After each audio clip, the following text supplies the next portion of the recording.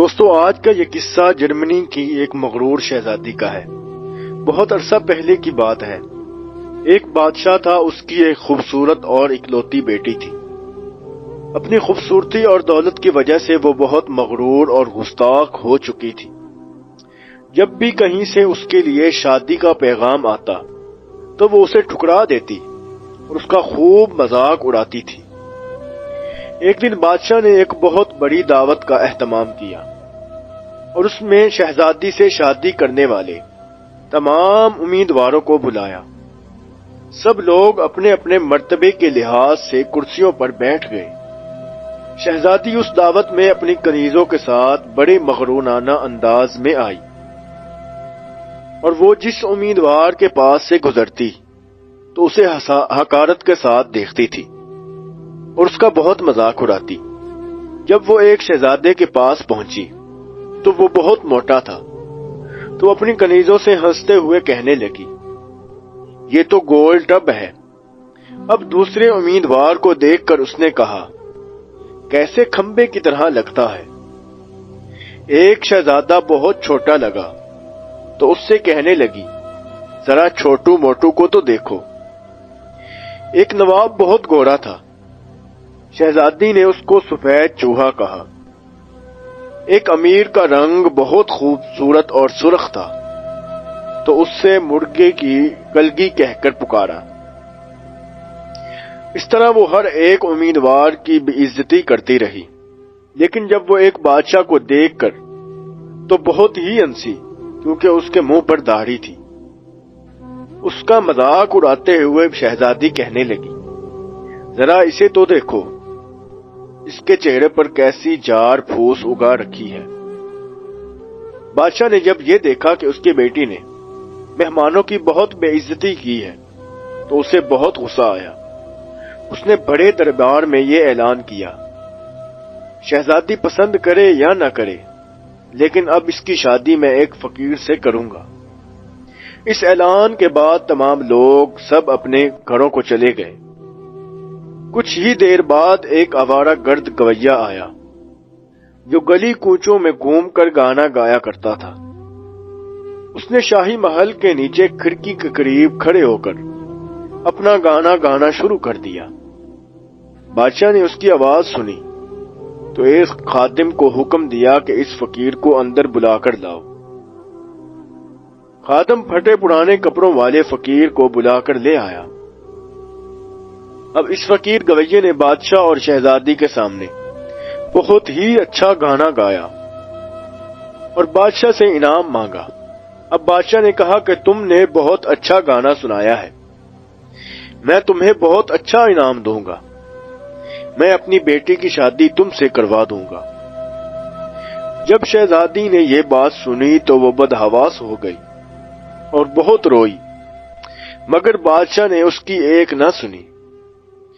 بادشاہ اسے ڈانٹتے ہوئے کہنے لگا، میں نے مہمانوں کے سامنے قسم کھائی تھی کہ تمہاری شادی کسی فقیر سے کرواؤں گا، اس لیے میں اب وہ قسم پوری کرنے جا رہا ہوں۔ یہ کہہ کر بادشاہ نے قاضی کو بلوایا اور مغرور شہزادی کی شادی ایک آوارہ گرد گویے کے ساتھ کروا دی، اور پھر شہزادی کو حکم دیا کہ تم اپنے شوہر کے ساتھ جانے کی تیاری کرو۔ اب یہ بات سن کر شہزادی بہت روئی، بہت پیٹی اور فقیر کے ساتھ چل دی۔ راستے میں وہ ایک شکار گاہ سے گزری۔ اتنی بڑی شکار گاہ کو وہ دیکھ کر بہت حیران رہ گئی۔ اس نے فقیر سے پوچھا، یہ شکار گاہ کس کی ہے؟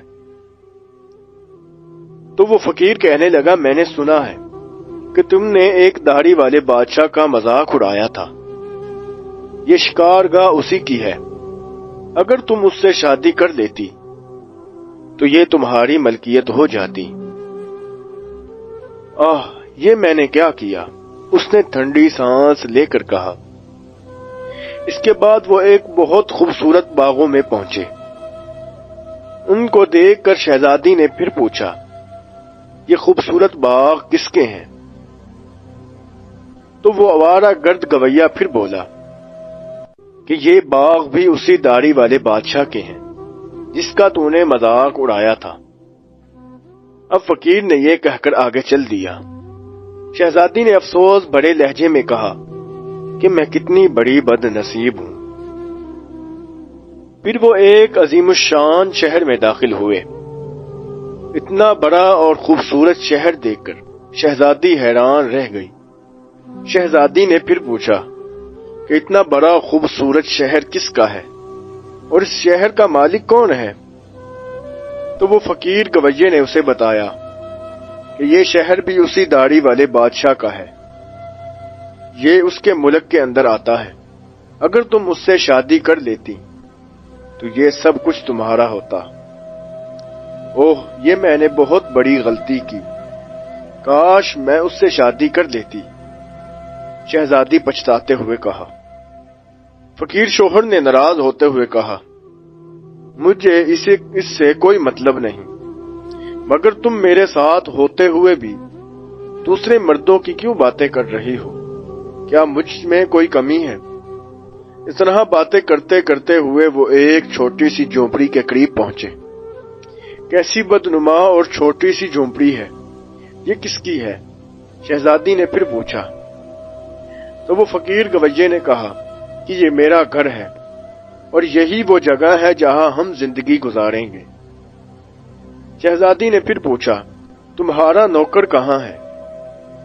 تو فقیر گویا کہنے لگا کہ ہمیں نوکروں سے کیا کام، تم ہر کام کر سکتی ہو، اب تم اس طرح کرو کہ آگ جلاؤ اور میرے لیے کھانا پکاؤ، کیونکہ میں بہت تھک چکا ہوں، فقیر نے کہا۔ چونکہ شہزادی کو کھانا پکانا نہیں آتا تھا، اس لیے فقیر نے اس کی مدد کی اور کچھ دیر کے بعد انہوں نے الٹا سیدھا کھانا پکایا اور پکا کر کھا لیا اور پھر سو گئے۔ دوسری صبح فقیر نے اسے جگایا اور گھر صاف کرنے کو کہا۔ شہزادی تمام دن کام کرتی رہی اور پھر اوپر سے جلی کٹی باتیں بھی سنتی رہی، مگر اس کے پاس صبر کے سوا کوئی چارہ نہ تھا۔ اس طرح انہوں نے کچھ دن ایسے ہی گزارے۔ پھر ایسا وقت آیا ان کے پاس کھانے کے لیے کچھ نہ بچا اور نہ ہی کھانا منگوانے کے لیے کچھ پاس تھا۔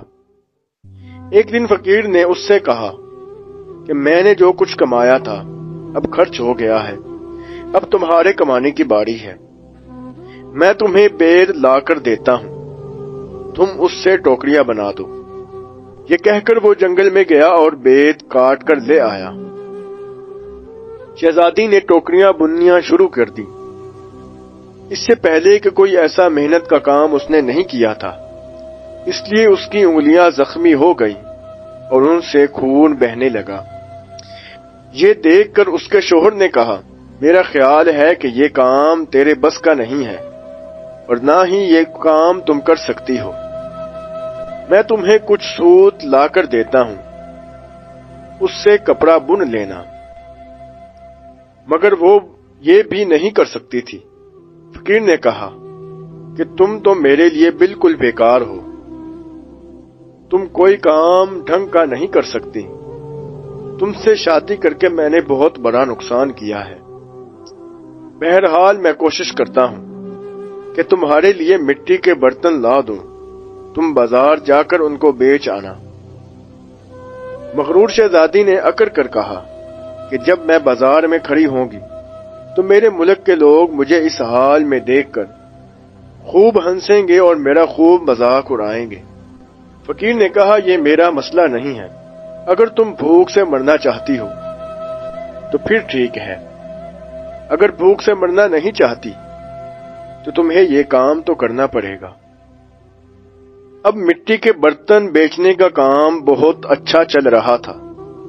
لوگ جب ایک خوبصورت لڑکی کو بازار میں برتن بیچتے دیکھتے تو اس پر ترس کھا کر کچھ نہ کچھ خرید لیتے۔ برتن بک گئے تو فقیر نے اور برتن لا کر دیے۔ اسی دوران ایک غسیل اور بد مزاج سپاہی وہاں سے گزرا۔ اس نے بازار کے بیچ میں برتن رکھے ہوئے دیکھ کر انہیں لات مار کر توڑ دیا اور کہا، آئندہ اس طرح راستہ مت گھیرنا۔ شہزادی بہت پریشان ہوئی۔ اس نے سارا واقعہ گھر آ کر اپنے شوہر کو سنایا۔ تم انتہائی بے وقوف ہو، تم سے کس نے کہا تھا کہ بیچ بازار میں برتن لے کر بیٹھ جاؤ؟ آخر وہاں سے لوگوں کو گزرنے میں دشواری ہوتی ہے۔ میرا خیال یہ ہے کہ یہ بھی تمہارے بس کا کام نہیں ہے۔ خیر، میں شاہی محل جاؤں گا، ہو سکتا ہے کہ تمہارے لیے وہاں کوئی کام نکل آئے۔ اب وہ یہ کہہ کر وہ شاہی محل روانہ ہو گیا۔ جب شام کو فقیر واپس آ کر کہا کہ شاہی محل میں تمہارے لیے ایک مددگار باورچن کی جگہ مل گئی ہے، اب کم از کم ہمیں کھانے کو خوب مل جایا کرے گا۔ اور اس طرح مغرور شہزادی ایک مددگار باورچن بن گئی۔ وہ ہر روز صبح سے شام تک باورچی خانے کے سارے کام کرتی اور شام کو لوگوں کے آگے کا بچا ہوا کھانا لے کر آ جاتی، اور اس طرح دونوں میاں بیوی کا گزارا ہو جاتا۔ محل میں آئے ہوئے اسے کچھ ہی دن گزرے تھے کہ اس نے سنا تھا کہ محل میں کوئی شادی کی تقریب ہونے والی ہے۔ مقررہ دن جب مہمان آنے شروع ہوئے تو باورچی خانے کی کھڑکی سے انہیں شہزادی دیکھ رہی تھی۔ نقیب اور چوبدار زرق برق کپڑوں میں مہمانوں کا استقبال کر رہے تھے۔ ہر طرف بڑی شان و شوکت اور دھوم دھڑام نظر آ رہی تھی، لیکن شہزادی کھڑی اپنی قسمت پر آنسو بہا رہی تھی۔ وہ اپنے غرور اور تکبر اور بے وقوفی پر پچھتا رہی تھی۔ اسی دوران کچھ خادمائیں آئیں۔ انہوں نے اس کو بہت مزیدار کھانے دیے جو اس نے ٹوکری میں رکھ لیے اور گھر کی طرف چل پڑی۔ ابھی وہ محل کے دروازے سے گزری تھی کہ اچانک ایک بہت ہی زرق برق لباس والا ایک شاندار اور خوبصورت شخص نے اس کا راستہ روک لیا۔ شہزادی نے نگاہ اٹھا کر دیکھا تو یہ وہی داڑھی والا بادشاہ تھا جس کا اس نے خوب مذاق اڑایا تھا، اور خوف اور شرم سے کانپنے لگی۔ بادشاہ اسے لے کر ہال میں پہنچا۔ اتنے سارے لوگوں کو دیکھ کر اسے اپنے آپ پر قابو نہ رہا اور گھبراہٹ میں ٹوکری اس کے ہاتھ سے گر گئی اور اس میں سے کھانا نکل کر چاروں طرف بکھر گیا۔